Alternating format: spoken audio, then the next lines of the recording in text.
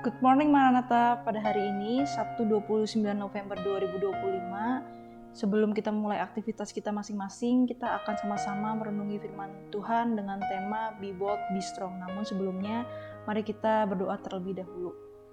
Tuhan, terima kasih atas setiap berkat dan kesempatan yang Tuhan beri kepada kami sehingga kami bisa merenungi firman Tuhan hari ini. Kiranya dalam perenungan kami banyak rema yang bisa kami laksanakan di setiap kehidupan kami. Terima kasih atas penyertaan-Mu Tuhan. Amin. Pada hari ini kita merenungi dengan tema Be Bold, Be Strong, diambil dari kitab Matius 24 ayat yang pertama sampai 22. Matius 24 ayat ke-13 berbunyi, tetapi orang yang bertahan sampai pada kesudahannya akan selamat. Gedung gereja ditutup, tempat retret digeruduk massa. Anak-anak sekolah dasar beragama Kristen dihina karena imannya. Kenaikan pangkat dan jabatan dipersulit karena orang Kristen. Tulisan di jurnal nasional juga ditolak asesor karena penulis bukan beragama mayoritas. Itulah realitas yang kita hadapi di hari-hari ini. Setidaknya sebagai orang percaya yang tinggal di Indonesia, jangan heran dan bingung kenapa semua ini bisa terjadi. Penulis Matius mencatat pertanyaan pada murid Tuhan Yesus mengenai tanda kedatangan Kristus kembali dan apa yang menjadi tanda kesudahan tentang dunia ini. Tuhan Yesus memaparkan dengan panjang lebih. Akan ada penyesat, peperangan yang dahsyat, ada nabi palsu, kedurkaan akan bertambah, banyak yang murtad, orang saling menyerahkan dan saling membenci sesamanya. Kasih yang semakin dingin dan siksaan pun semakin besar.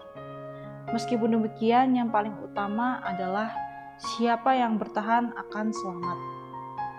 Mungkin ada yang tidak setuju kalau persekusi orang Kristen saat ini dikaitkan langsung dengan catatan Matius ini. Hanya saja ada yang paling penting yang Tuhan Yesus sampaikan saat memaparkan tanda kedatangannya dan tanda akhir dunia ini, yaitu meskipun akan ada berbagai keadaan yang sulit, tetapi umat Tuhan harus tetap bertahan. Kekuatan dan pengharapan itu ada di dalam Tuhan Yesus saja. Bertahanlah, maka kita akan selamat. Refleksi kita hari ini yaitu jangan heran dengan berbagai peristiwa persekusi yang terjadi kepada orang Kristen saat ini dan kita harus tetap bertahan di situasi sulit ini. Dan beberapa pertanyaan yang kita bisa renungkan pada diri kita masing-masing yaitu apa pendapat saudara sekalian tentang kebencian dan persekusi yang dilakukan oleh mereka yang membenci Kristus dan orang percaya kepada Kristus. Demikian renungan ini. Sebelum kita menutup renungan pada hari ini, mari kita berdoa terlebih dahulu. Tuhan, terima kasih atas renungan hari ini sehingga kita masing-masing bisa lebih dikuatkan melalui kitab Matius. Kiranya kita juga bisa bertahan dalam masa-masa sulit dan tetap percaya akan penyertaan Tuhan di setiap kehidupan kami. Terima kasih Tuhan, amin. Sebelum kita menutup renungan hari ini, mari kita membaca visi misi Universitas Kristen Maranatha.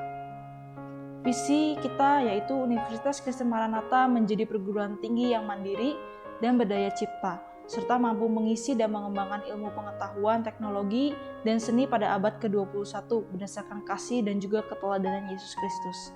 Dan misi kita mengembangkan cendekiawan yang andal, suasana yang kondusif, dan nilai-nilai hidup Kristiani sebagai upaya pengembangan ilmu pengetahuan, teknologi, dan seni dalam penyelenggaraan Tridharma Perguruan Tinggi. Demikian renungan hari ini. Salam integrity, care, excellence.